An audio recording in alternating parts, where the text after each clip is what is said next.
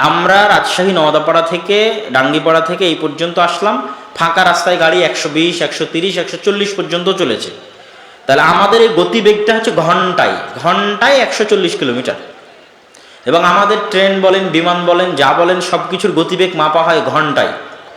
আর আলো চলে সেকেন্ডে 3 লক্ষ কিলোমিটার। তাহলে মিনিটে কত চলতে পারে এবং ঘন্টায় কত চলতে পারে, এটা আপনি কেমনে বুঝবেন? এই লাইটটা অন করা মাত্রই আমার পর্যন্ত আলো আসতে সময় নেয়নি কিন্তু, অথচ আলো তো ওখানে জ্বলেছে। তাহলে ওখানে জ্বললে আমার পর্যন্ত আলো আসতে সময় নেওয়া উচিত নয়?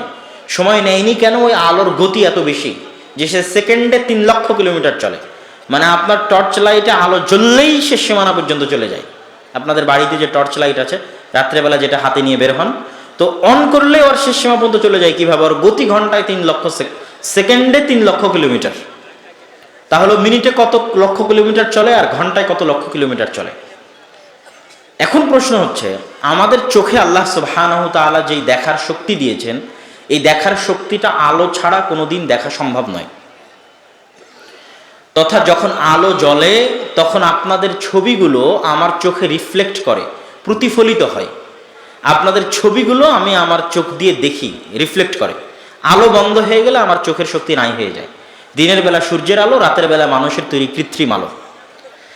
তাহলে যেহেতু আলোর গতি আছে, সেহেতু আপনাকে যে আমি দেখছি এবং আপনারা যে আমাকে দেখছেন, এইটা কিন্তু এখন আমি যে কথা বলছি আপনারা সাথে সাথে দেখছেন, এ কথা ভুল। এবং আমি আপনাদের সাথে সাথে দেখছি, কথাও ভুল।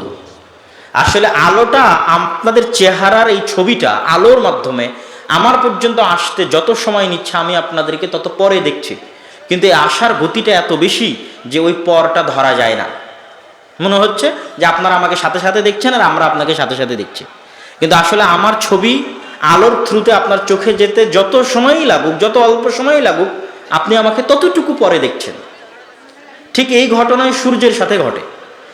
সূর্যের আলো আমাদের পৃথিবীতে পৌঁছতে 8 মিনিট সময় নেয়।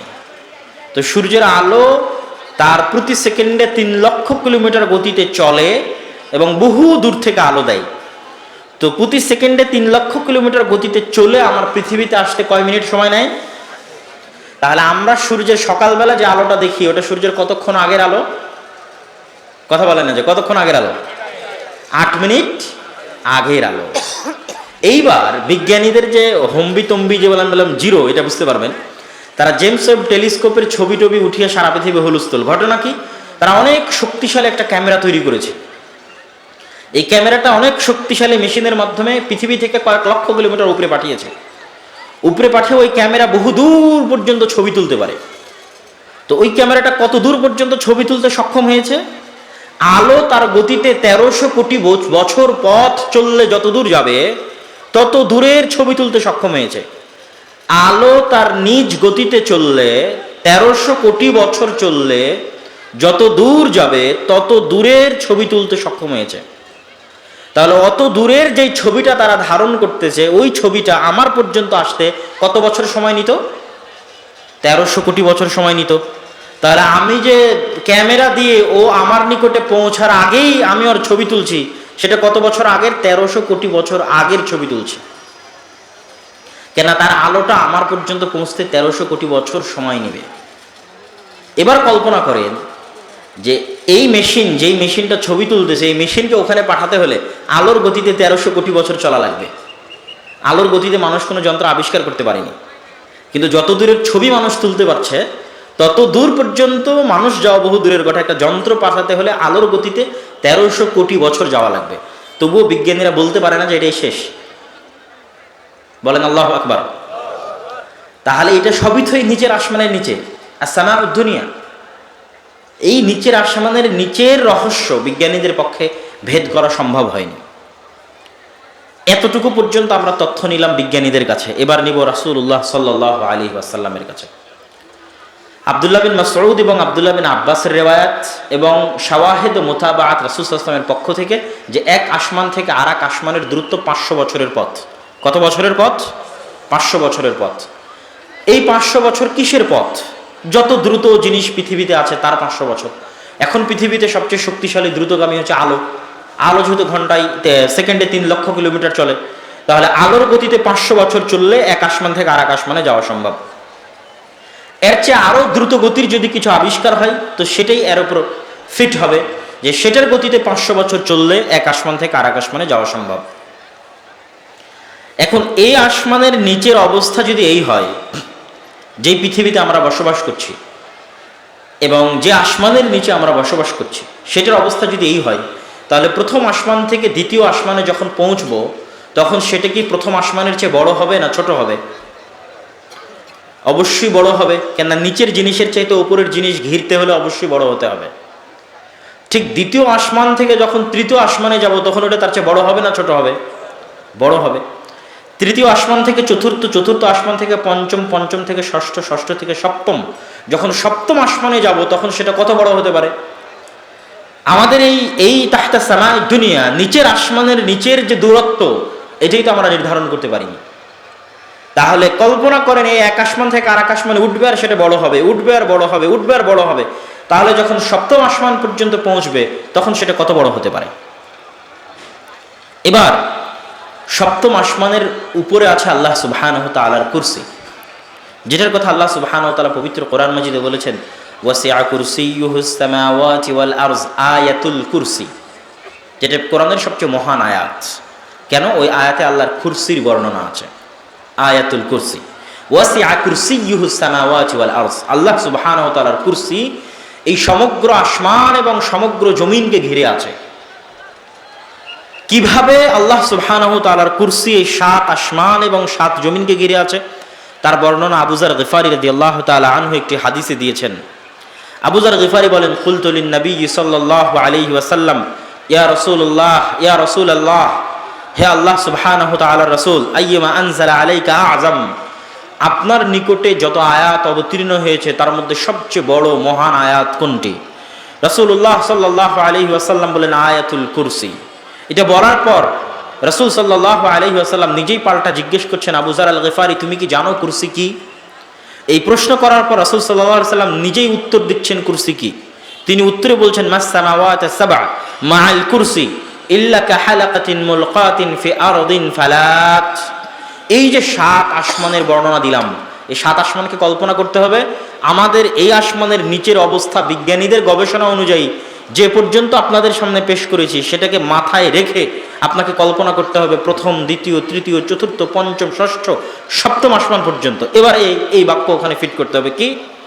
রাসূল সাল্লাল্লাহু আলাইহি ওয়াসাল্লাম বলছেন যে এই মহাবিশ্বের সপ্তম আসমান, 7 আসমান এবং 7 জমিনের তুলনা আল্লাহ সুবহানাহু ওয়া তাআলার কুরসির সাথে ওই রকম, যেমন একটি বিশাল মরুভূমির মধ্যে একটি ছোট্ট আংটি যদি ফেলে রাখা হয় তো ওই বিশাল মরুভূমির সাথে ছোট আংটির তুলনা যেমন, আল্লাহ সুবহানাহু ওয়া তাআলার কুরসির সাথে বিশাল 7 আসমান, এই বিশাল 7 জমিনের তুলনা তেমন কেমন? এই বিশাল 7 আসমান এবং 7 জমিন হচ্ছে ওই বিশাল মরুভূমিতে পড়ে থাকা ছোট্ট আংটি, আর ওই বিশাল মরুভূমি হচ্ছে আল্লাহ সুবহানাহু ওয়া তাআলার কুরসি। বলেন আল্লাহু আকবার। আল্লাহু আকবার মানে আল্লাহ সবচেয়ে বড়, সবচেয়ে মহান।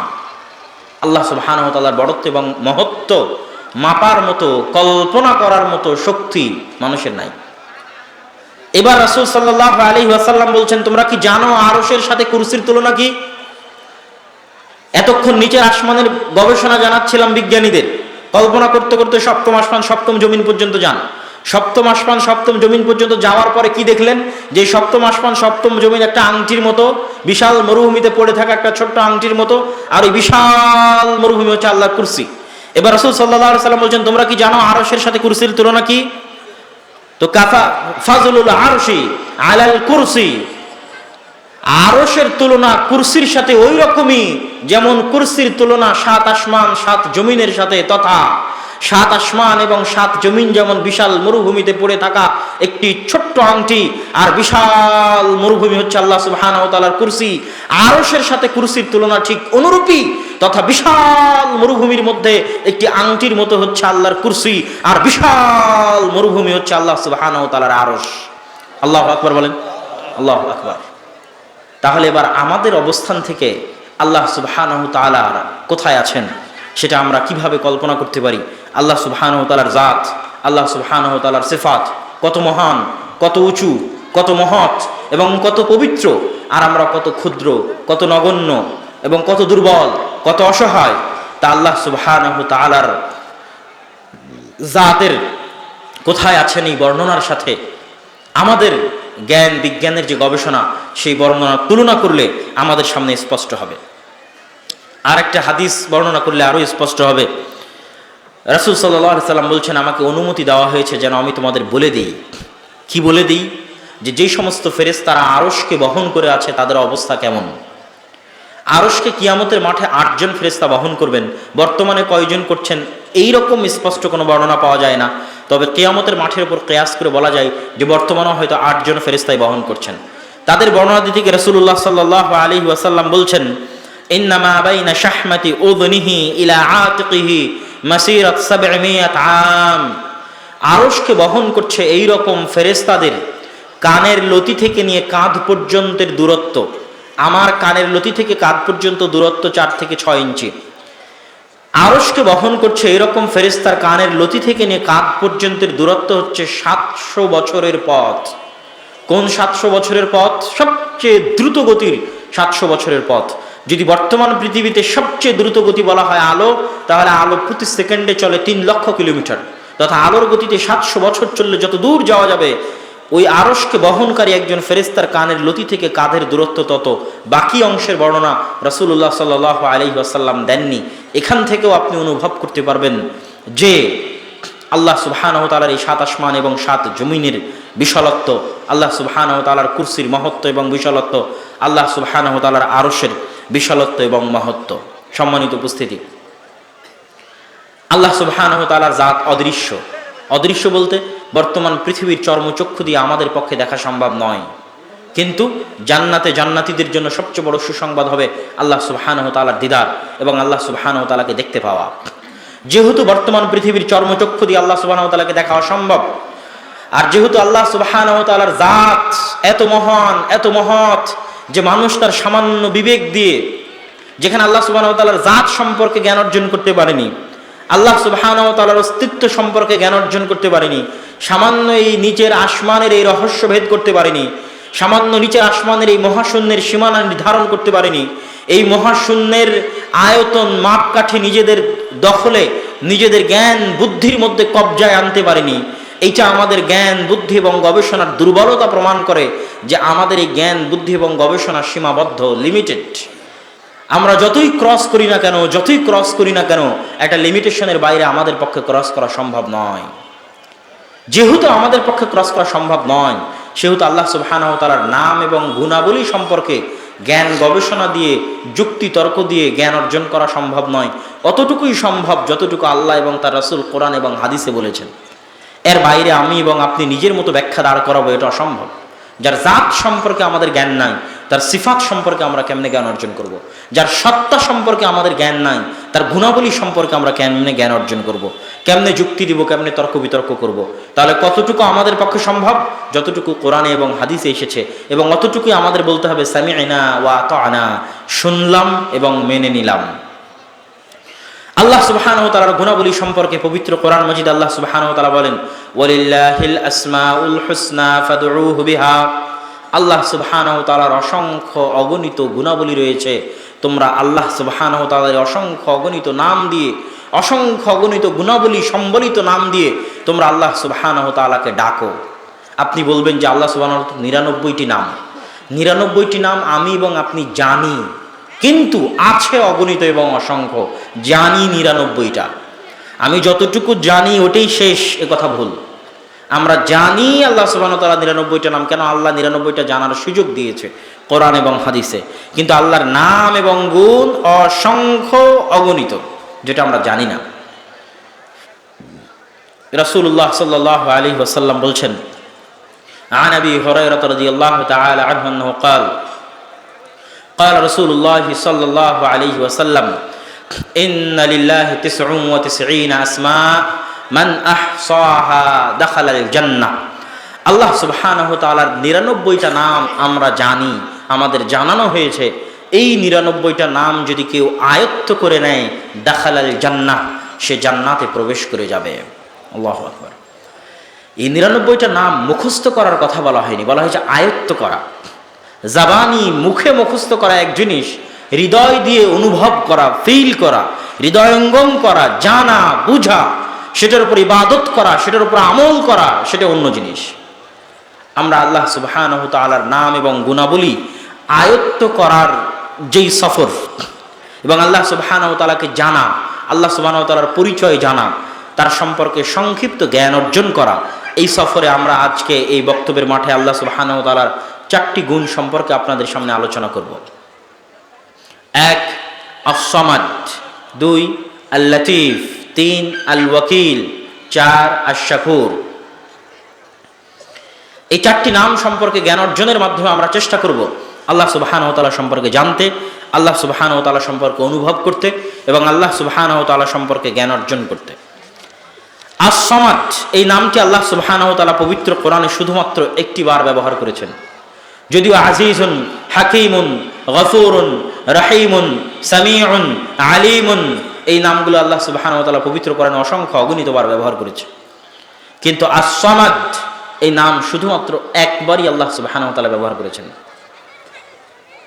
দ্বিতীয় পয়েন্ট কি এই নাম সম্পর্কে? এই নামে যে বর্ণগুলো আছে, বর্ণগুলোর আরবি উচ্চারণ খুব ভারী আল্লাহর অন্য নামগুলোর তুলনায়।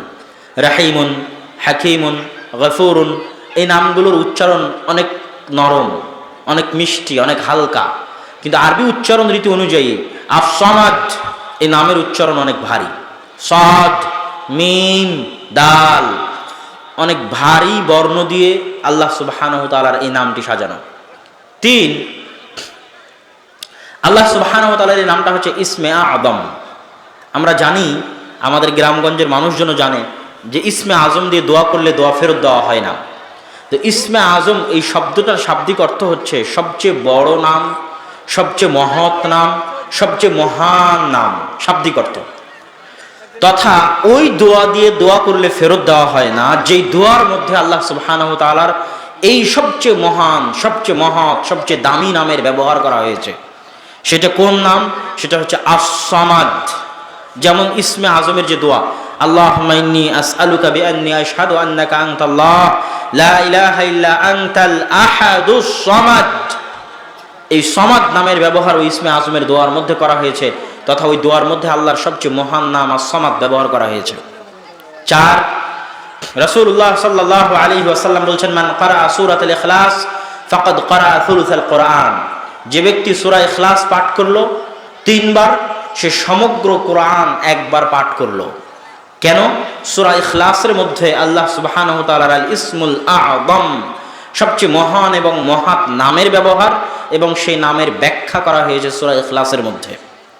আর ওইটাই একমাত্র সূরা যেই সূরার মধ্যে একবার মাত্র আল্লাহ সুবহানাহু ওয়া তাআলার এই নাম ব্যবহার হয়েছে, আর কোরআনের কোথাও আল্লাহ সুবহানাহু ওয়া তাআলার এই নামটি ব্যবহার করা হয়নি।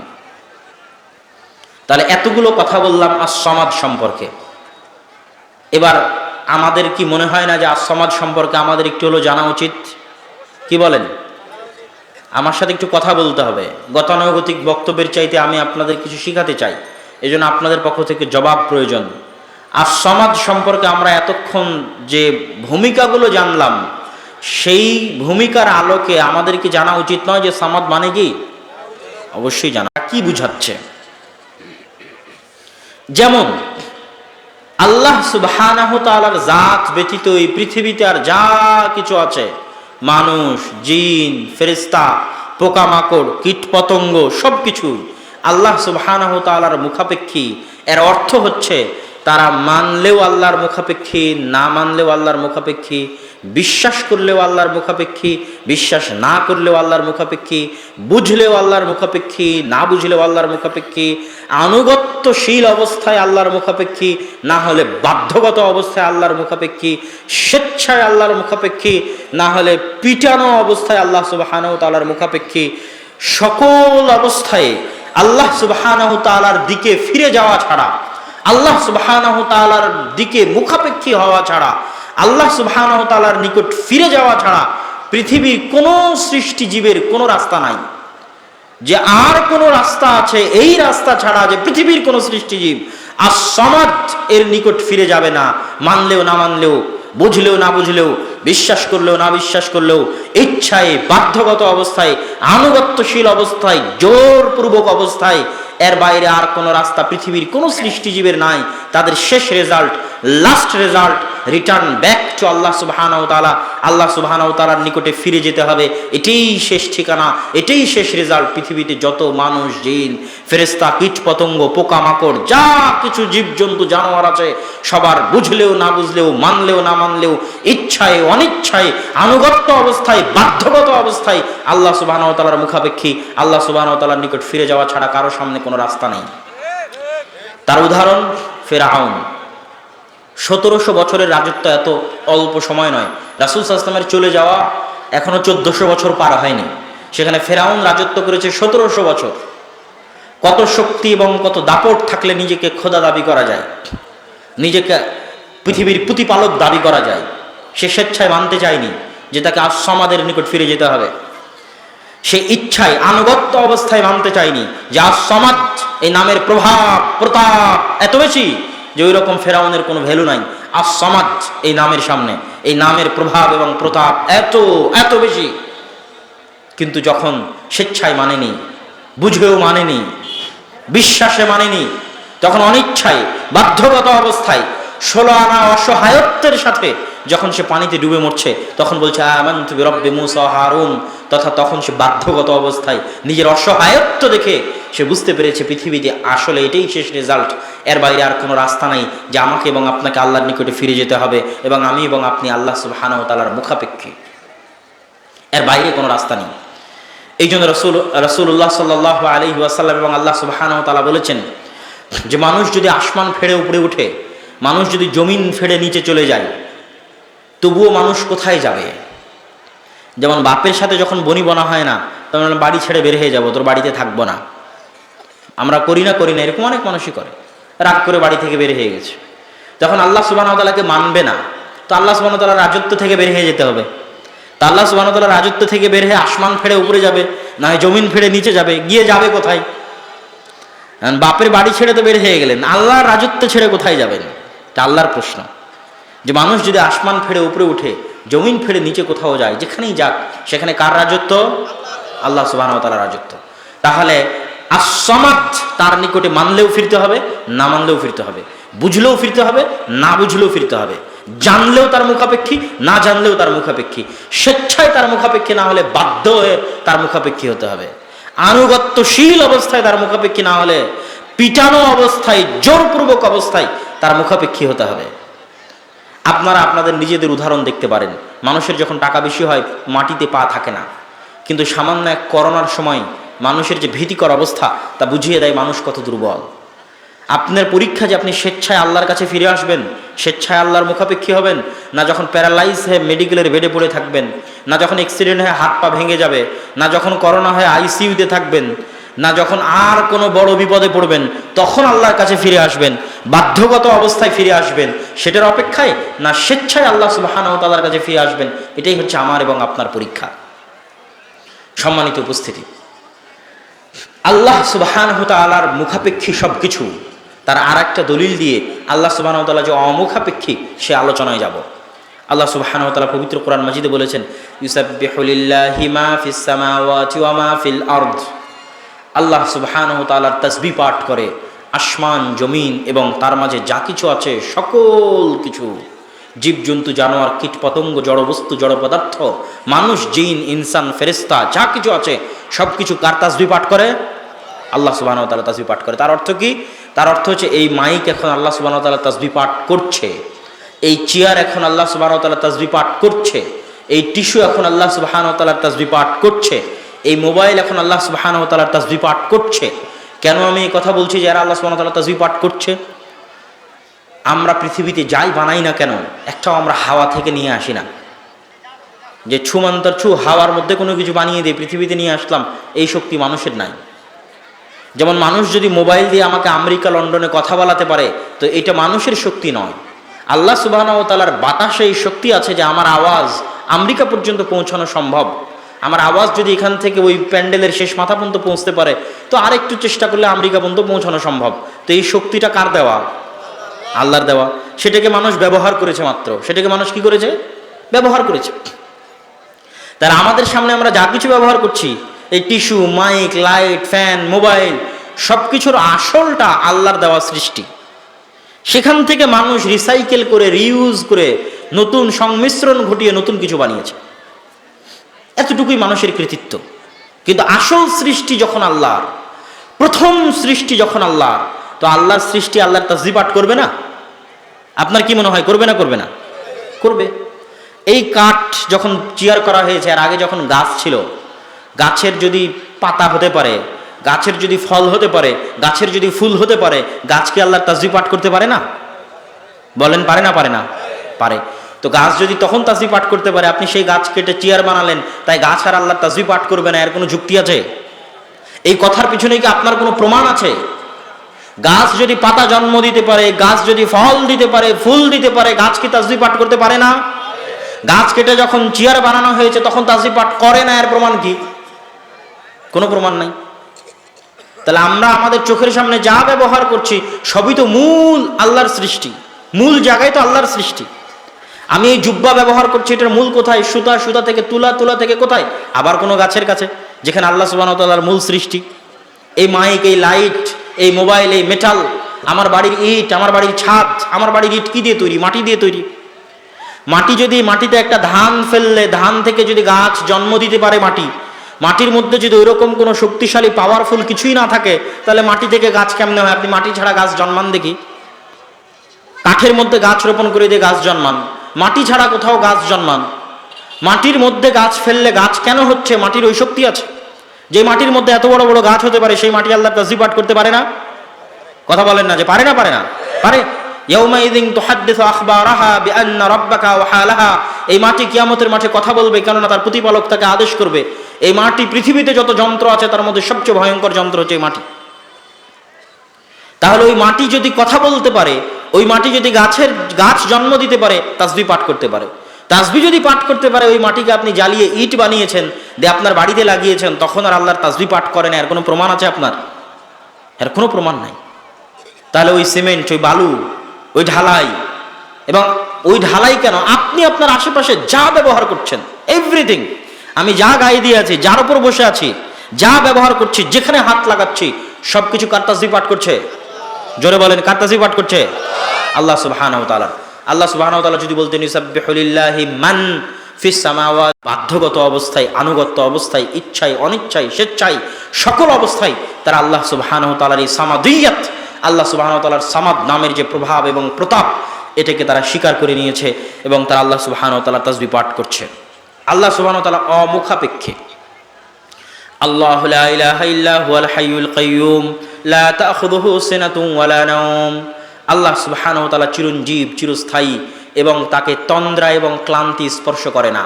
আমরা কাজ করলে ক্লান্ত হই, কাজ করলে প্রতিদিন আমাদের ঘুমের প্রয়োজন আছে, খাবারের প্রয়োজন আছে, সন্তানের প্রয়োজন আছে, পিতামাতার প্রয়োজন আছে, মানুষের ভালোবাসার প্রয়োজন আছে, মানুষের সহযোগিতার প্রয়োজন আছে, পেশাব পায়খানার প্রয়োজন আছে। এগুলো সকল প্রয়োজনের ঊর্ধ্বে আল্লাহ সুবহানাহু ওয়া তাআলা। এই জন্য as-সামাদের ব্যাখ্যায় কি বলেছেন? কুল হুয়াল্লাহু আহাদ আল্লাহুস সামাদ লাম ইয়ালিদ ওয়া লাম ইউলাদ। আল্লাহ সন্তানের মুখাপেক্ষী নন, আল্লাহ সুবহানাহু ওয়া তাআলা পিতার মুখাপেক্ষী নন। লাম ইয়ালিদ ওয়া লাম ইউলাদ ওয়া লাম ইয়াকুল লাহু কুফুয়ান আহাদ। এবং তার সমকক্ষ আর কিছু, যেটার মানুষ মুখাপেক্ষী, ওই রকম কোনো কিছুর আল্লাহ সুবহানাহু ওয়া তাআলা মুখাপেক্ষী, এরকম সমকক্ষ আল্লাহ সুবহানাহু ওয়া তাআলার পৃথিবীতে কেউ নাই। যদি সমকক্ষ থাকতো তাহলে আল্লাহ সুবহানাহু ওয়া তাআলা রব হতেন না। আর যারা রব দাবি করছে তারা মিথ্যা। কেন মিথ্যা? এই জন্য যে তাদের মধ্যে এই গুণগুলোর অনুপস্থিতি আছে, এই জন্য তারা মিথ্যা। তাহলে এগুলো সব কিছু থেকে আল্লাহ সুবহানাহু ওয়া তাআলা অমুখাপেক্ষী, তথা তার প্রয়োজন নাই। এবার প্রশ্ন আসতে পারে as-সামাদ নামের ব্যাখ্যায়, যে আল্লাহ সুবহানাহু ওয়া তাআলার যদি কিছুরই প্রয়োজন না থাকে, তাহলে মানুষের ইবাদতের এত প্রয়োজন কেন? মানুষের আল্লাহ সুবহানাহু ওয়া তাআলা মানুষকে এত সালাত আদায় করতে বলে কেন? এত সিয়াম পালন করতে বলে কেন? এত দান করতে বলে কেন? তার মানে মানুষের সালাতের আল্লাহর দরকার আছে, মানুষের সিয়ামের আল্লাহর দরকার আছে, মানুষের দানের আল্লাহর দরকার আছে। এটার উত্তরে রাসূলুল্লাহ সাল্লাল্লাহু আলাইহি ওয়াসাল্লাম দিয়েছেন।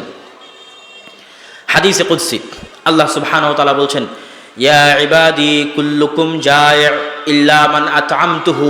হে আমার বান্দারা, তোমরা প্রত্যেকেই ক্ষুধার্ত, ইল্লা মান আত'আমতুহু, তবে যাকে আমি আল্লাহ খাওয়ার ব্যবস্থা করে দিয়েছি সে ব্যতীত প্রত্যেক আদম সন্তান ক্ষুধার্ত। ফাস্তাতিমুনি, তোমরা আমার কাছে খাবার চাও। খাদ্য খাবার আমার কাছে চাও, উতইমুকুম আমি তোমাদেরকে খাওয়াবো। ইয়া ইবাদি কুল্লুকুম আর, হে আমার বান্দারা তোমরা সবাই নগ্ন, তোমাদের পরার কাপড় নেই। ইল্লা মান কাসাউতুহু, তবে যাকে আমি আল্লাহ কাপড় পরার সুযোগ দিয়েছি সে ব্যতীত। ফাস্তাকসুনি, তোমরা আমার কাছে কাপড় ভিক্ষা চাও, আমি তোমাদেরকে কাপড় দিব পরিধান করার। এই কথাগুলোর অর্থ অনেক অনেক অনেক গভীর। আপনার কাছে যতই মনে হয় সকালবেলা মাঠে গিয়ে আপনি জমি জায়গা চাষ করে খাবার নিয়ে এসে আপনি খাচ্ছেন, সেটাকে আল্লাহ এখানে অস্বীকার করছে, এমনভাবে অস্বীকার করেছে যার মধ্যে কোনো ফাঁক ফোকর নাই, ডাইরেক্ট অ্যাকশন। কিভাবে ডাইরেক্ট অ্যাকশন? বলছে কুল্লুকুম যায়, তোরা সবাই ক্ষুধার্ত, কারো পেটে ভাত নাই, মানে সম্পূর্ণরূপে নাফি, সম্পূর্ণরূপে না। ইল্লা মানা তাআমতুহু, একমাত্র ওই খেতে পেয়েছে যাকে আমি খাবার দিয়েছি। ফাস্তাতিমুনি, অথবা আমার কাছে খাবার চাও। তাহলে এই ছোট্ট খাবারটুকু আল্লাহ তার কাছে চাইতে বলছে, কিন্তু আমরা চাই না। চাই না দেখে আমরা ধনী হই না, চাই না দেখে আমাদের ধন সম্পদে বরকত নাই, চাই না দেখে আমাদের কোনো কিছুতে বরকত নাই। মনে করছি নিজের চেষ্টায় যদ্দূর যাওয়া যায়। আল্লাহ বলছে এটা তোমার চেষ্টা না, আমি দেই। কোনো না কোনো দয়ার ভিত্তিতে আল্লাহ সুবহানাহু ওয়া তাআলা দেন, যেটা আপনি মনে করেন হয়তো আপনি করছেন, কিন্তু না, পিছনে অন্য কোনো কারণ থাকে যেই কারণে আল্লাহ সুবহানাহু ওয়া তাআলা আপনাকে দিচ্ছে। কেন আল্লাহ তো সরাসরি নাফি করছে যে তোমরা সবাই উলঙ্গ, কারোর কাপড় পরার ক্ষমতা নাই। ইল্লা মান কাসাউতু, যাকে আমি আল্লাহ কাপড় পরার তৌফিক দিয়েছি। তো আমার কাছে কাপড় ভিক্ষা চাও, কাপড় কেনার দরকার আমার কাছে দোয়া করো যে আল্লাহ সুবহানাহু ওয়া তাআলা কাপড়ের প্রয়োজন, আপনি কাপড় দেন, আমার কাছে চাও আমি দিব। তারপর আল্লাহ সুবহানাহু ওয়া তাআলা কি বলছেন? ইয়া ইবাদি লাউ আন্না আউওয়ালাকুম ওয়া আখিরাকুম ওয়া ইনসাকুম ওয়া জিন্নাকুম লাউ কানু আলা আতকা কলবি আহাদিম মিনকুম, হে আমার বান্দারা, তোমাদের প্রথম থেকে নিয়ে কিয়ামত পর্যন্ত সকল মানুষ সকল জিন যদি লাউ কানু আলা আতকা কলবি আহাদিম মিনকুম, পৃথিবীর সবচেয়ে পরহেজগার মানুষে পরিণত হয়ে যায়। আজকে বাগডাঙ্গা মাঠে যত মানুষ উপস্থিত আছে সবাই যদি মুহাম্মদ সাল্লাল্লাহু আলাইহি সাল্লামের মতো পরহেজগার হয়ে যায়, আমি এবং আপনি থেকে শুরু করে সারা পৃথিবীর সবাই যদি মুহাম্মদ সাল্লাল্লাহু আলাইহি সাল্লামের মতো পরহেজগার হয়ে যায়, কল্পনা করেন এখন পৃথিবীতে সব গান বাজনা, বাদ্যযন্ত্র, গুনাহ, আল্লাহ সুবহানাহু ওয়া তাআলার অবাধ্যতা, অবৈধ কাজ, সকল কিছু বন্ধ হয়ে গেল। মানুষ কি করলো? ফেরেশতাদের মতো জমিনে সিজদায় লুটিয়ে পড়লো, সিজদা থেকে আর উঠলো না, মরা পর্যন্ত সিজদাতেই থাকবে আর আল্লাহর তাসবিহ পাঠ করবে। সুবহানাল্লাহ, আলহামদুলিল্লাহ, আল্লাহু আকবার, লা ইলাহা ইল্লাল্লাহ, এই তাসবিহ তাহলিল জিকির আজকারে মগ্ন থাকবে মরা পর্যন্ত সারা পৃথিবীর সব মানুষ। এখন সারা পৃথিবীর সব মানুষ এবং আদম থেকে কিয়ামত পর্যন্ত সব মানুষ, ফেরাউনও মুহাম্মদ সাল্লাল্লাহু আলাইহি সাল্লামের মতো পরহেজগার হয়ে যাবে। আল্লাহ সুবহানাহু ওয়া তাআলা বলছেন যদি হয়ে যায় তো আমার রাজত্বে তোমাদের এই তাসবিহ তাহলিল ইবাদত কোনো উপকার করতে পারবে না, আমার সরিষা সমপরিমাণ কাজে আসবে না তোমাদের এই ইবাদত। দ্বিতীয় বাক্য কি আল্লাহ সুবহানাহু ওয়া তাআলা বলছেন? লাউ আন্না আউওয়ালাকুম ওয়া আখিরাকুম ওয়া ইনসাকুম ওয়া জিন্নাকুম লাউ কানু আলা আফজারি কলবি আহাদিম মিনকুম, যদি প্রথম থেকে নিয়ে আদম থেকে নিয়ে কিয়ামত পর্যন্ত সকল মানুষ সকল জিন কি হয়ে যায়? আলা আফজারি কলবি আহাদিম মিনকুম, সবচেয়ে পাপিষ্ঠ নিকৃষ্ট পাপাচারী ব্যক্তিতে পরিণত হয়।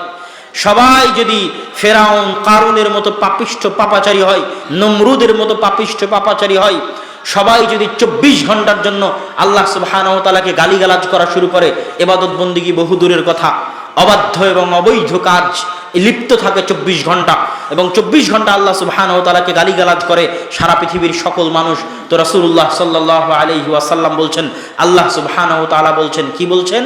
যে এই তাদের 24 ঘন্টার অবাধ্যতা আল্লাহ সুবহানাহু ওয়া তাআলার সরিষা সমপরিমাণ তার রাজত্বে কমতি সৃষ্টি করতে পারবে না, আল্লাহ সুবহানাহু ওয়া তাআলার সরিষা সমপরিমাণ ক্ষতি করতে পারবে না। তাহলে আমার এবং আপনার ইবাদতের কোনো প্রয়োজন আল্লাহর আছে? কথা বলেন না যে আমার এবং আপনার সালাত এবং সিয়ামের কোনো প্রয়োজন আল্লাহর আছে? আল্লাহ সুবহানাহু ওয়া তাআলার কোনো ঠেকা পড়েনি আমার এবং আপনার সালাত সিয়ামের, আমার এবং আপনার দানের, আমার এবং আপনার টাকার। আমরা সালাত সিয়াম করছি, দান করছি নিজেদের স্বার্থে। আল্লাহ সুবহানাহু ওয়া তাআলা ঠেকা পড়েনি কেন? তিনি হচ্ছেন আল্লাহুস সামাদ। ওই যে বলেছে অমুখাপেক্ষী, তো অমুখাপেক্ষী তো অমুখাপেক্ষী। আপনার সালাত সিয়ামেরও মুখাপেক্ষী নন, আপনার দান সাদাকারও মুখাপেক্ষী নন। কেন? কুল হুয়াল্লাহু আহাদ আল্লাহুস সামাদ। এবং আপনার গুনাহ তার কোনো ক্ষতি করতে পারবে না। কেন? আল্লাহুস সামাদ। আবার আপনি তার 16 আনা মুখাপেক্ষী, বুঝলেও না বুঝলেও, মানলেও না মানলেও, বিশ্বাস করলেও না বিশ্বাস করলেও, ইচ্ছায় অনিচ্ছায়, স্বেচ্ছায় বাধ্যগত অবস্থায় আপনি আল্লাহ সুবহানাহু ওয়া তাআলার মুখাপেক্ষী। এরই নাম হচ্ছে কুল হুয়াল্লাহু আহাদ আল্লাহুস সামাদ, তথা আল্লাহ সুবহানাহু ওয়া তাআলার সাথে আমাদের সম্পর্ক সম্পূর্ণরূপে বিপরীত। আল্লাহ সুবহানাহু ওয়া তাআলার চুল পরিমাণ, সরিষার সম পরিমাণ আমাদের মুখাপেক্ষী নন, আর সকল সৃষ্টিজীব আল্লাহর মুখাপেক্ষী 16 আনা। বুঝলো এবং না বুঝলেও এটাই হচ্ছে আল্লাহ সুবহানাহু ওয়া তাআলার আস-সামাদ নামের অর্থ। আল্লাহ সুবহানাহু ওয়া তাআলার দ্বিতীয় নাম লতিফ। আমাদের মধ্যে অনেকের নাম আছে আব্দুল লতিফ, আছে না নাই? আছে। এই লতিফের সঠিক উচ্চারণ হচ্ছে লতিফ। আল্লাহ সুবহানাহু ওয়া তাআলার নাম লতিফ। শাব্দিক অর্থ হচ্ছে সূক্ষ্মদর্শী, সূক্ষ্ম বিচারী, সূক্ষ্মদর্শী। কি আল্লাহ সূক্ষ্মদর্শী? আমার মনের মধ্যে এখন যে অনুভূতি এখানে উপস্থিত হওয়ার, আপনাদের কারো পক্ষে কি সম্ভব হুবহু আমার অনুভূতিটা অনুভব করা?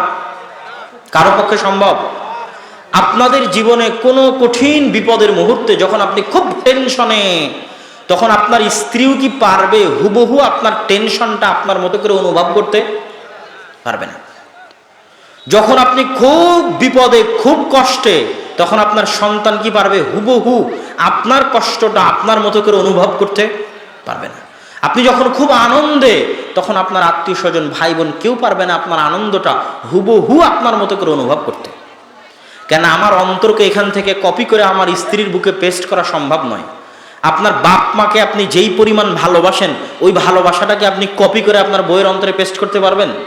কম্পিউটারের ভাষায় কপি পেস্ট বলে, মানে এখান থেকে কপি করে আপনার বইয়ের অন্তরে দিয়ে দিলেন, যেন আপনার অন্তরে যেই রকম অনুভূতি আছে আপনার বাপ মা সম্পর্কে, হুবহু ওই অনুভূতি যেন আপনার বইয়ের থাকে। এটা কি সম্ভব? কথা বলেন না যে উত্তর দিতে হবে। সম্ভব না? সম্ভব নয়। সম্ভব নয়। তাহলে সত্যিকার অর্থে পৃথিবীতে আমরা সবাই একা। আমার বিপদের মুহূর্তে আমার বিপদ হুবহু অনুভব করার ক্ষমতা কারণেই, আমার কষ্টের মুহূর্তে হুবহু আমার কষ্ট অনুভব করার ক্ষমতা কারণেই সবাই একা পৃথিবীতে, একক। আমার অনুভূতি আমার সাথে একক। আমি একাই একমাত্র আমার মতো অনুভূতি রাখি, আর কেউ রাখে না। আমার মতো ফিলিংস রাখি, আর কেউ রাখে না। একক। কিন্তু একমাত্র একজনই আছেন, যিনি আপনি যখন খুব দুঃখে আছেন, খুব কষ্টে আছেন, খুব বিপদে আছেন, খুব টেনশনে আছেন, খুব আনন্দে আছেন, তখন আপনার অনুভূতিটা হুবহু আপনার মতো করে অনুভব করতে পারে, হুবহু আপনার মতো করে ফিল করতে পারেন, হুবহু আপনার মতো করে আন্ডারস্ট্যান্ড করতে পারেন। তিনিই হচ্ছেন লতিফ। লতিফুম বিযাতিস সুদূর। আমার এবং আপনার অন্তরে যা চলছে ওটা হুবহু যিনি অনুভব করতে পারেন, হুবহু আপনার মতো করে যিনি অনুভব করতে পারেন, তিনি কে? আল্লাহ। মানুষকে বুঝাতে আপনার চোখের পানি শেষ হয়ে যাবে, তবু আপনি মানুষকে বুঝাতে পারবেন না, এত ছোট হওয়া লাগবে।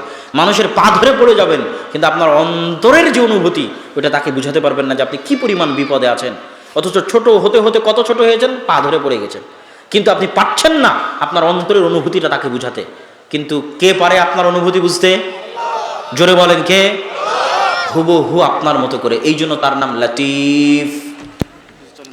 লতিফুম বিযাতিস সুদূর।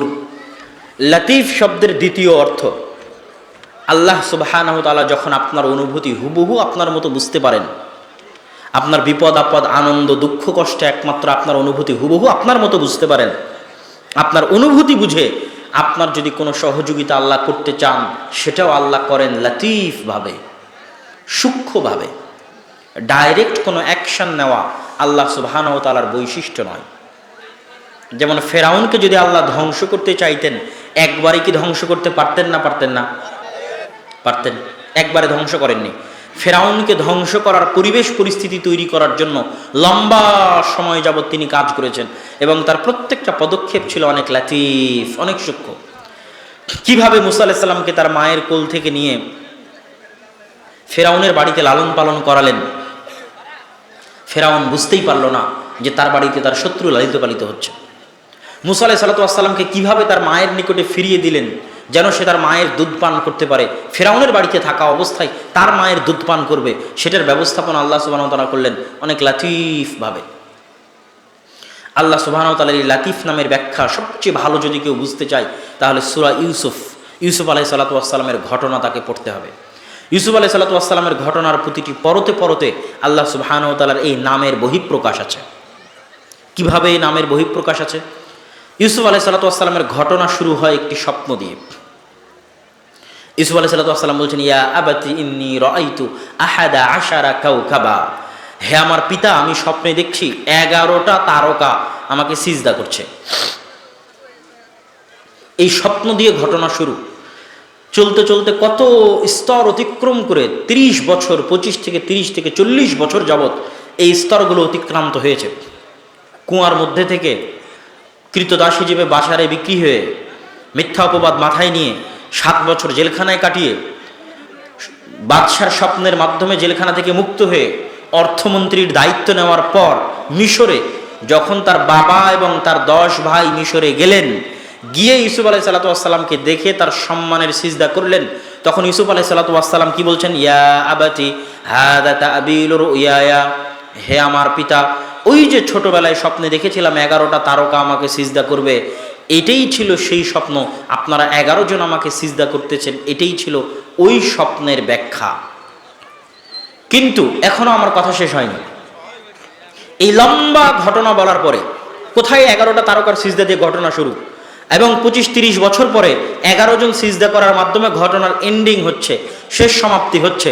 তারপরে ইউসুফ আলাইহিস সালাতু ওয়াস সালামের ভাষায় পবিত্র কোরআনে আল্লাহ সুবহানাহু ওয়া তাআলা বলছেন, ইন্না রাব্বি লাতীফুল লিমা ইয়াশা, আমার প্রতিপালক যদি কিছু করতে চান অনেক লতিফ এবং সূক্ষ্মভাবে তিনি সেটা করেন। এই হলো আমার তারজমাতুল বাব, বক্তব্যের মূল অংশ। যে 11টা তারকা সিজদা দিবে সেটা বাস্তবায়ন হতে কত লম্বা পথ পরিক্রমা পেরিয়ে 30 বছর পর এসে সেটা বাস্তবায়ন হচ্ছে। ঘটনার শেষে ইউসুফ আলাইহিস সালাম বলছেন, ইন্না রাব্বি লাতীফুল লিমা ইয়াশা, আমার প্রতিপালক কিছু করতে চাইলে অনেক সূক্ষ্মভাবে করেন। ইউসুফ আলাইহিস সালাম যদি না জানতেন যে আল্লাহ সুবহানাহু ওয়া তাআলা লাতীফ, তাহলে 7 বছর জেলখানায় থাকতে থাকতে উনি ক্লান্ত হয়ে যেতেন, হতাশ হয়ে যেতেন। আমরা যেমন আমাদের জীবনে হতাশ হই কেন? আমরা জানি না যে আল্লাহ সুবহানাহু ওয়া তাআলা হচ্ছেন লাতীফ। কোনটার পিছনে কোনটা আছে, কোনটা কি জন্য ঘটছে, এটা একমাত্র কে জানে? আল্লাহ সুবহানাহু ওয়া তাআলা জানে। তাহলে আপনার বিমান মিস হলো, ট্রেন মিস হলো, ধন সম্পদ নষ্ট হয়ে গেল, সন্তান হারিয়ে গেল, সন্তান পানিতে ডুবে মারা গেল, কোনোটার পিছনে আপনার কাছে মনে হচ্ছে অকল্যাণ, কিন্তু তার মধ্যে কল্যাণ থাকতে পারে, আপনি জানেন না। কেন? আল্লাহ সুবহানাহু ওয়া তাআলা হচ্ছেন লতিফ, লতিফুল লিমা ইয়াশা। তাহলে লতিফ শব্দের দুইটা ব্যাখ্যা। এক, আমার এবং আপনার অন্তরের অনুভূতি একক, পৃথিবীতে আর কেউ বুঝতে পারে না। বুঝতে পারলে আপনার সাথে আপনার বইয়ের সমস্যা হতো না, বুঝতে পারলে আপনার ছেলের সাথে আপনার সমস্যা হতো না, বুঝতে পারলে দলে দলে মানুষ বিভক্ত হতো না। একজনের অন্তর আরেকজন বুঝতে পারে না দেখেই তো সমস্যা। আন্ডারস্ট্যান্ডিং গ্যাপ, বুঝার গ্যাপ, সেখান থেকে মারামারি, গন্ডগোল, তালাক, তাহালিল। যেহেতু কেউ কাউকে বুঝতে পারে না, একমাত্র কে বুঝতে পারেন? আল্লাহ সুবহানাহু ওয়া তাআলা বুঝতে পারেন।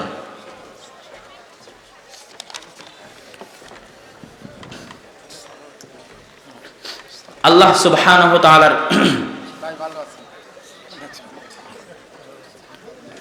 আল্লাহ সুবহানাহু ওয়া তাআলার তৃতীয় নাম আল ওয়াকিল।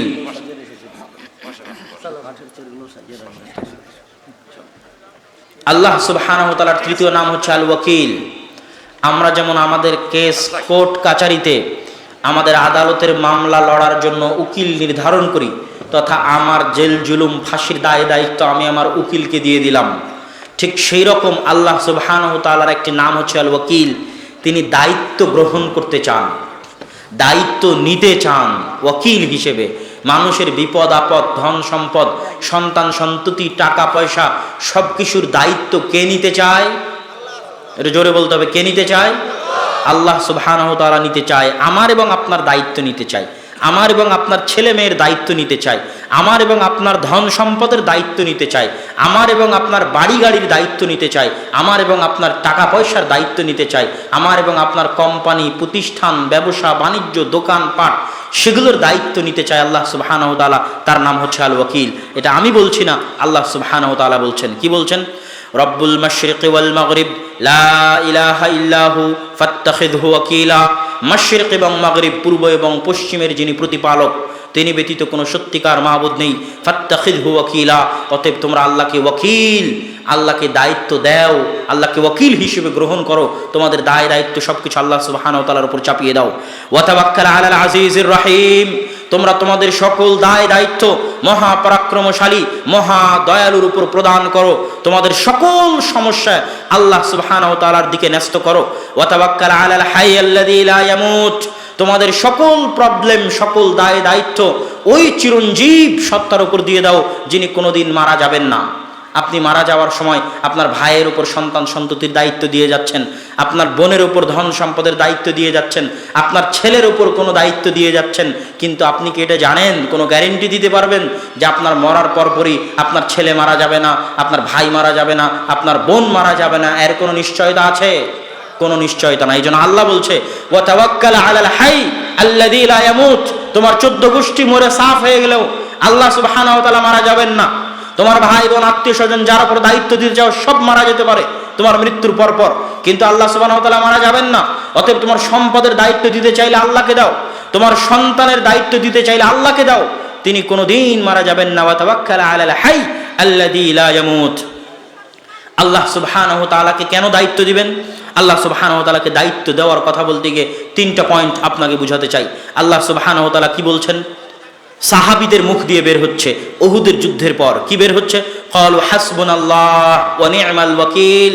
আমাদের জন্য আল্লাহই যথেষ্ট, আল্লাহ হচ্ছে উত্তম দায়িত্ব পালনকারী। 1 নাম্বার পয়েন্ট, আল্লাহ হচ্ছে উত্তম দায়িত্ব পালনকারী। 2, ওয়ালিল্লাহি মা ফিস সামাওয়াতি ওয়া মা ফিল আরজ ওয়া কাফা বিল্লাহি ওয়াকিলা। আসমান এবং জমিন এবং তার মাঝে যা কিছু আছে সকল কিছুর একচ্ছত্র আধিপত্য আল্লাহর। ওয়া কাফা বিল্লাহি ওয়াকিলা। আর আল্লাহ সুবহানাহু ওয়া তাআলা দায়িত্ব গ্রহণ করলে তিনি দায়িত্বশীল হিসেবে একাই যথেষ্ট। 3, ওয়া মান ইয়াতাওয়াক্কাল আলাল্লাহ ফাহুয়া হাসবুহ। কেউ যদি আল্লাহ সুবহানাহু ওয়া তাআলাকে কোনো দায়িত্ব দেয় তাহলে আল্লাহ সুবহানাহু ওয়া তাআলা একাই তার জন্য যথেষ্ট, একাই তার জন্য যথেষ্ট। এই তিনটা বাক্য, 1 নি'মাল ওয়াকিল, উত্তম অভিভাবক, উত্তম দায়িত্ব গ্রহণকারী। কাফা বিল্লাহি ওয়াকিলা, তিনি দায়িত্ব নিলে তিনি একাই যথেষ্ট। ওমান ইয়াতাওয়াক্কাল ফাহুয়া আলাল্লাহ ফাহুয়া হাসবুহ। কেউ যদি আল্লাহর উপর কোনো দায়িত্ব দেয় তাহলে তার জন্য আল্লাহ সুবহানাহু ওয়া তাআলা যথেষ্ট। এই 3টা কারণ আল্লাহ সুবহানাহু ওয়া তাআলা নিজে বলেছেন তার উপর দায়িত্ব দেওয়ার জন্য। এই কারণের সাথে অন্যদের তুলনা আপনাকে করতে হবে, করলে আপনি বুঝতে পারবেন। কিভাবে বুঝতে পারবেন? আজকের এই প্রোগ্রাম আয়োজনের জন্য আপনারা যত মানুষের সহযোগিতা নিয়েছেন, তাদের সহযোগিতা নিয়ে অন্য জেলায় প্রোগ্রাম আয়োজন করা সম্ভব নয়। ধরেন কথার কথা, বাংলাদেশের প্রধানমন্ত্রীর মোবাইল নাম্বারও আপনার মোবাইলে আছে এবং তার সাথে ভালো সম্পর্ক আছে। প্রধানমন্ত্রী আপনাকে ইউরোপ আমেরিকায় সহযোগিতা করতে পারবে না, বাংলাদেশের এরিয়ার বাইরে গিয়ে উনি আপনাকে কোনো সহযোগিতা করতে পারবেন না। যখন মোবাইলে চার্জ থাকবে না, ভূমিকম্প হয়ে মাটির নিচে চলে যাবেন, যখন কোনো যোগাযোগ করতে পারবেন না, যখন অটল আটলান্টিক মহাসাগরের মধ্যে থাকবেন, তখন আপনি পৃথিবীর যত দামি ব্যক্তির নাম্বার আপনার কাছে থাকুক, তাদের কারো পক্ষে সম্ভব হবে না আপনার জন্য সহযোগিতা করা। তথা পৃথিবীর এমন বহু পরিবেশ, বহু পরিস্থিতি আছে, যেই বহু পরিবেশ, বহু পরিস্থিতিতে পৃথিবীর কোনো মানুষই আপনাকে সহযোগিতা করতে পারবে না, কোনো মানুষই আপনাকে সাহায্য করতে পারবে না। কিন্তু পৃথিবীর এমন কোনো পরিবেশ, এমন কোনো পরিস্থিতি, এমন কোনো সময়, এমন কোনো ক্ষেত্র নয় যেই ক্ষেত্রে, যেই সময়ে, যেই পরিবেশে, যেই পরিস্থিতিতে আল্লাহ সুবহানাহু ওয়া তাআলা আপনাকে সহযোগিতা করতে পারবেন না। কেন? ওয়ালিল্লাহি মুলকুস সামাওয়াতি। আল্লাহ সুবহানাহু ওয়া তাআলার হাতে রয়েছে রাজত্ব, আসমান এবং জমিন এবং তার মাঝে যা কিছু রয়েছে। ইউরোপে থাকলেও রাজত্ব আল্লাহর, আমেরিকায় থাকলেও রাজত্ব আল্লাহর, বাংলাদেশে থাকলেও রাজত্ব আল্লাহর, আটলান্টিকে ডুবলেও রাজত্ব আল্লাহর, কোনো পাহাড়ের গুহায় আটকে গেলে ওই পাহাড়েও রাজত্ব আল্লাহ সুবহানাহু ওয়া তাআলার। তথা সকল ক্ষেত্রে, সকল জায়গায়, সকল পরিবেশে যিনি আপনার হয়ে দায়িত্ব পালন করতে পারবে তিনি কে? আল্লাহ সুবহানাহু ওয়া তাআলা। তাহলে মানুষের উপর ভরসা করা উচিত না আল্লাহর উপর ভরসা করা উচিত? দ্বিতীয়ত, এই 3টে ব্যাখ্যা কি জন্য দিলাম? নি'মাল ওয়াকিল, উত্তম দায়িত্ব পালনকারী। পৃথিবীতে কেউ গ্যারেন্টি দিতে পারবে না দায়িত্ব পালন করলেও যে সে উত্তম দায়িত্ব পালনকারী, এটা আপনি নিশ্চয়তা দিতে পারবেন না। আপনি বাড়িতে যদি আপনার ছেলে মেয়ে রেখে যান, বাপ মায়ের কাছেও আপনি নিশ্চয়তা দিতে পারবেন না যে বাপ মাই আপনার ছেলেকে হত্যা করবে না, আপনার স্ত্রী আপনার ছেলেকে হত্যা করবে না, নিশ্চয়তা আপনি দিতে পারবেন না। আপনার কাজের বিশ্বস্ত মেয়ে আপনার ছেলেকে হত্যা করবে না, এর নিশ্চয়তা আপনি দিতে পারবেন না। উত্তম দায়িত্ব পালন করার গ্যারেন্টি আপনি পৃথিবীর কারো কাছে পাবেন না, যতই অন্য মানুষ আপনার দায়িত্ব পালন করতে চাক। না হলে ওই চিটাগাঙের ওই ছোট বাচ্চার টুকরো টুকরো দেহ ওই সমুদ্রে ভেসে ভাসানো অবস্থায় পাওয়া যেত না, কেননা সে তার বিশ্বস্ত মানুষের কাছেই তার বাপ মা তাকে রেখে গেছিল, কিন্তু বিশ্বস্ত মানুষের কাছে রেখে গেছে, নি'মাল ওয়াকিলের কাছে রেখে যায়নি, কাফা বিল্লাহি ওয়াকিলের কাছে দায়িত্ব দিয়ে যায়নি, ওয়া মান ইয়াতাওয়াক্কাল আলাল্লাহ ফাহুয়া হাসবুহ, তার কাছে দায়িত্ব দিয়ে যায়নি। তাহলে যিনি উত্তম দায়িত্বশীল, সবাই ধোঁকা দিতে পারে, যিনি ধোঁকা দিবেন না তিনি কে? তাহলে যখন বাসা থেকে বের হবেন, সন্তানের দায়িত্ব কার উপর দিয়ে যেতে হবে? যখন সন্তানকে বাসা থেকে বিদায় দিবেন, তার দায়িত্ব কার উপর দিতে হবে? যখন মারা যাবেন বা কোথাও যাবেন, সম্পদ, ধন সম্পদ যা কিছু আছে, আপনার বিপদ আপদ, আপনার সমস্যায়, আপনার প্রবলেম, পরিবারের প্রবলেম, সমাজের প্রবলেম, দেশের প্রবলেম, সব দায় দায়িত্ব কার উপর দিতে হবে? আল্লাহ সুবহানাহু ওয়া তাআলার উপর মানসিকভাবে দিতে হবে। এইটাই হচ্ছে আল্লাহ সুবহানাহু ওয়া তাআলার নাম আল ওয়াকিল, এটাই হচ্ছে আল্লাহ সুবহানাহু ওয়া তাআলার উপর তাওয়াক্কুল। এবং এই ওয়াকিল নামের বিশ্বাস যাদের অন্তরে থাকে তারা কোনো সময় টলেন না। মুসা আলাইহিস সালাতু ওয়াস সালাম যখন সামনে বিশাল সমুদ্র দেখেছে তখন তিনি ভয়ে ভীত হননি, কেননা তিনি তার দায়িত্ব কি নিজের উপর নিয়েছেন না আল্লাহর উপর দিয়েছেন? তার দায়িত্ব আল্লাহর উপর দিয়েছেন। মারলেও আল্লাহ সুবহানাহু ওয়া তাআলার, বাঁচালেও আল্লাহ সুবহানাহু ওয়া তাআলার। সুতরাং টেনশন করে তো লাভ নাই। এই একই অবস্থা ছিল নবী রাসূলদের, তারা জানতেন আল ওয়াকিল হচ্ছে আল্লাহ সুবহানাহু ওয়া তাআলা।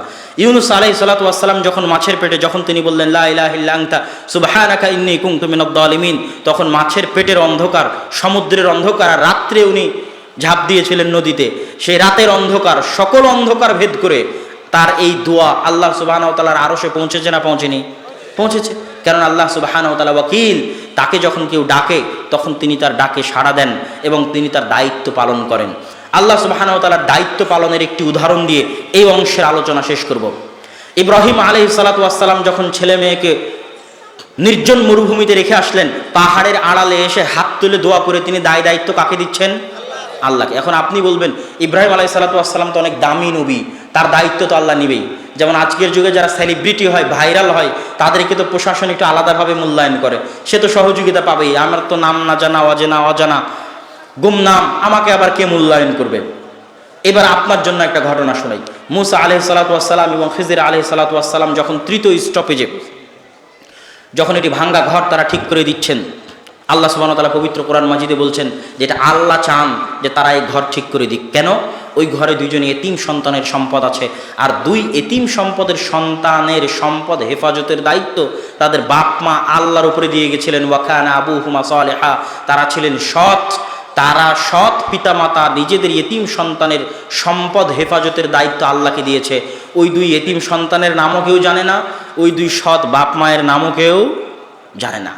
ওই দুই সৎ বাপ মা কোনো নবী রাসূলও ছিল না, কোনো যে আপনি যেটা বলবেন যে ইব্রাহিম আলাইহিস সালামের দোয়া তো আল্লাহ কবুল করেছে, ইউনূস আলাইহিস সালামের করেছে, আমার কিভাবে করবে? ওই দুই এতিম সন্তানও কোনো নবী রাসূল ছিলেন না। তথা আমার আপনার মতো স্বাভাবিক সাধারণ মানুষ, নাম না জানা, অচেনা মানুষ, আল্লাহর উপর দায়িত্ব দিতে সেলিব্রিটি ভাইরাল হওয়া লাগে না দুনিয়ার মতো। আমরা সবাই আল্লাহর বান্দা হিসেবে সমান। তো ওই নাম না জানা, অচেনা দুই ব্যক্তির দুই সন্তানের সম্পদ রক্ষা করার জন্য আল্লাহ সুবহানাহু ওয়া তাআলা মুসার মতো নবীকে দিয়ে কাজ করিয়েছেন। তো আমার এবং আপনার দেওয়া দায়িত্ব কি আল্লাহ পালন করতে পারেন না? পারেন। আল্লাহ সুবহানাহু ওয়া তাআলা আল ওয়াকিল। চতুর্থ পয়েন্ট সংক্ষিপ্ত বলে শেষ করব, আশ-শাকুর, আল্লাহ সুবহানাহু ওয়া তাআলা শুকরিয়া আদায়কারী, কৃতজ্ঞতা স্বীকারকারী। কৃতজ্ঞতা তো মানুষ স্বীকার করবে, আল্লাহ কেন স্বীকার করবেন? আল্লাহর আমরা কি উপকার করেছি যে আল্লাহ কৃতজ্ঞতা স্বীকার করবেন? অথচ আল্লাহ কোরআনে নিজেকে বলেছেন ইন্নাহু গফুরুন শাকুর, আল্লাহ হচ্ছেন ক্ষমাশীল এবং শুকরিয়া আদায়কারী। এটার অর্থ হচ্ছে আল্লাহ সুবহানাহু ওয়া তাআলা শুকরিয়া আদায় করবেন আমার এবং আপনার ভালো কাজের। আমরা যখন কোনো মানুষকে উপকার করি তখন তার কাছে শুকরিয়া চাই, থ্যাংক ইউ চাই, ধন্যবাদ চাই। এই থ্যাংক ইউর মূল্য কি বলা পর্যন্তই শেষ, কিন্তু তারপরে অন্তরে আফসোস থাকে তার এত উপকার করলাম, একটা ধন্যবাদ পর্যন্ত দিল না, একটা থ্যাংক ইউ পর্যন্ত দিল না। আজকে যদি আপনি আল্লাহর এই শাকুর নাম বুঝে যান, আপনার অন্তরে মানুষের উপকার করতে কোনো কার্পণ্য থাকবে না।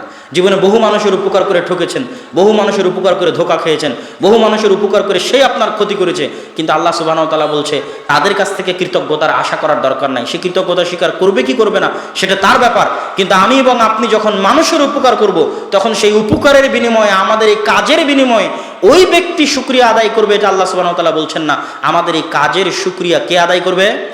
আল্লাহ সুবহানাহু ওয়া তাআলা আদায় করবে। একটা ছোট্ট উদাহরণ দিয়ে শেষ করি। মানুষের দুনিয়ার লজিক অনুযায়ী ওই পতিতালয়ের মহিলা যে কুকুরকে পানি পান করিয়েছিল, দুনিয়ার লজিক অনুযায়ী পতিতালয়ের মহিলার শুকরিয়া আদায় করা উচিত ওই কুকুরের। তো কুকুর শুকরিয়া আদায় করতে গিয়ে কি করবে? কুকুর তো কৃতজ্ঞ প্রাণী, অকৃতজ্ঞ নয়। কুকুর কি করবে? কুকুর তাকে মনিব মেনে নিয়ে তার পোষ মানবে, তার কথায় উঠবে, তার কথায় বসবে, তার সাথে থাকবে। এটা হলো দুনিয়ার লজিক, যে আমি একটা পিপাসার্থ কুকুরকে পানি পান করালাম, কুকুর এখন আমার কৃতজ্ঞতা স্বীকার করছে। কিন্তু আল্লাহ সুবহানাহু ওয়া তাআলা বলছেন যে কুকুর কৃতজ্ঞতা স্বীকার করবে কি করবে না এটা বহু পরের প্রশ্ন। পতিতালয়ের মহিলা যেহেতু একটি পিপাসার্থ মানুষকে পানি পান করিয়েছে, এই কুকুরকে সহযোগিতা করার শুকরিয়া, কৃতজ্ঞতা কুকুর আদায় করবে কি করবে না এটা বহু পরের প্রশ্ন, কিন্তু এটার কৃতজ্ঞতা এবং শুকরিয়া আল্লাহ আদায় করবেন। আর আল্লাহ সুবহানাহু ওয়া তাআলার কৃতজ্ঞতা শুকরিয়া আদায়ের কোনো লিমিটেশন নাই। মানুষ শুকরিয়া আদায় করতে করতে আপনার কি করবে বলেন? আমি আজকে প্রোগ্রামে আসার জন্য আপনার আমার কি শুকরিয়া আদায় করবেন? ধন্যবাদ দিবেন, থ্যাংক ইউ বলবেন, টাকা পয়সা দিয়ে শুকরিয়া আদায় করবেন, আর কি করবেন? আর কি দিয়ে আপনি শুকরিয়া আদায় করতে পারেন?